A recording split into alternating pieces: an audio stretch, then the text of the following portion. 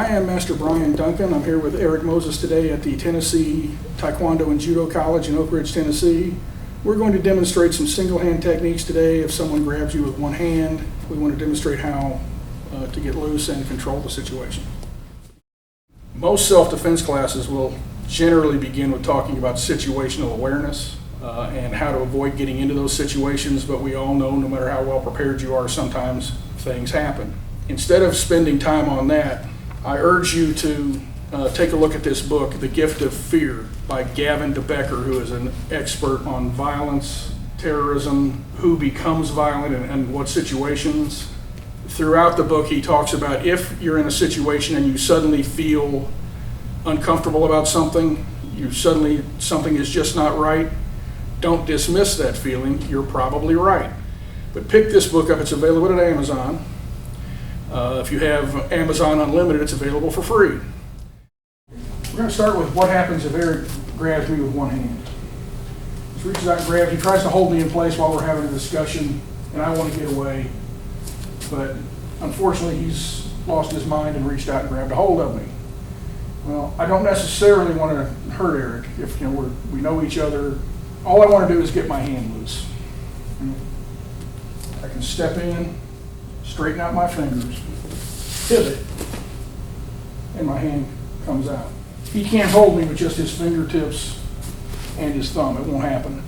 He can hold my wrist, but if I step in and make him hold my entire weight, he simply can't do it, no matter how hard he tries.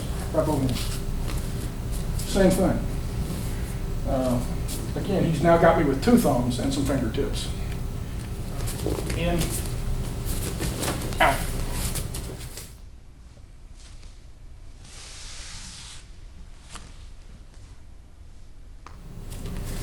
If I need to control Eric, he will not let up.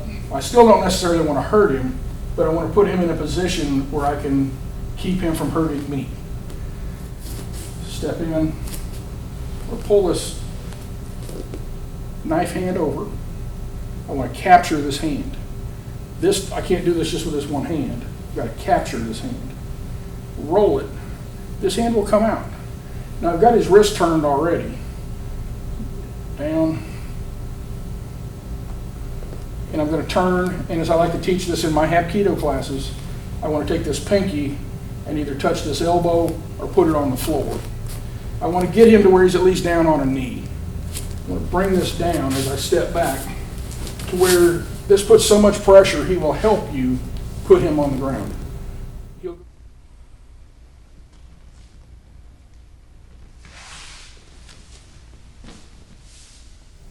He'll go down for you. Get at an angle so I can avoid that other arm. And if I need to bring him the rest of the way, if he's really out of control, simply pull. Down we go. And I can hold this arm.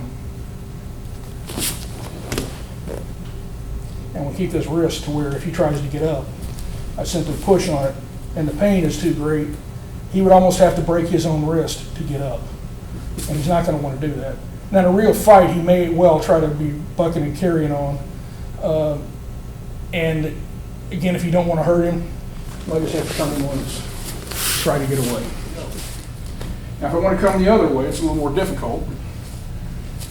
Come underneath, I still want to trap this hand. He's still got, with nothing but his fingers and his thumb, that's going to come right out of there. I now have this to play with. Simply turn him, down we go.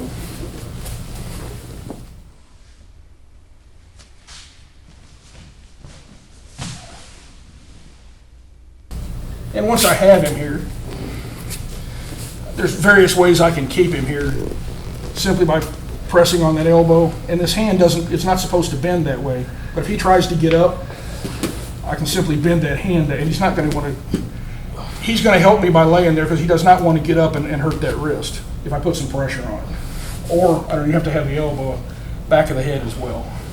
The idea here is just keep this hand up here. And if he tries to get up, even on his knees, same thing. He's still not going anywhere, that wrist, pop down like that. I can hold him here all day long.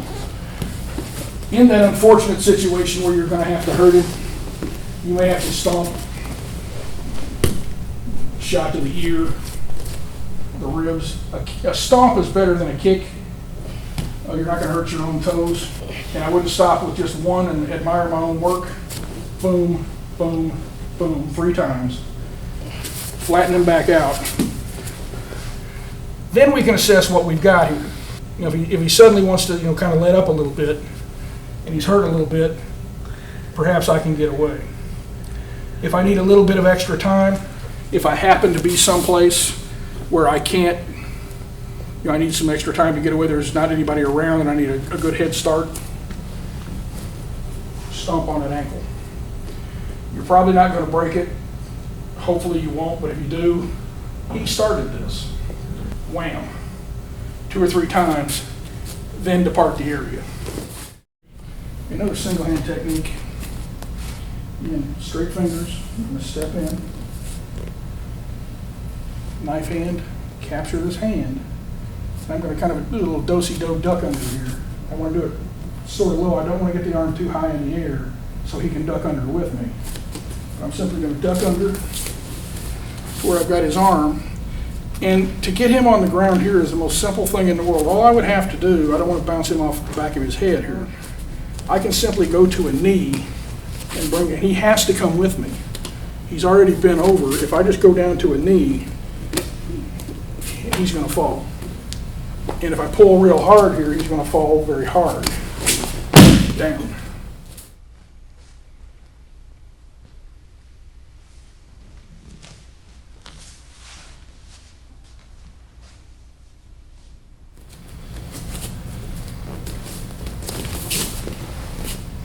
Down we go. Very simple. That is single hand techniques. If someone reaches out and grabs you with one hand, how to get loose.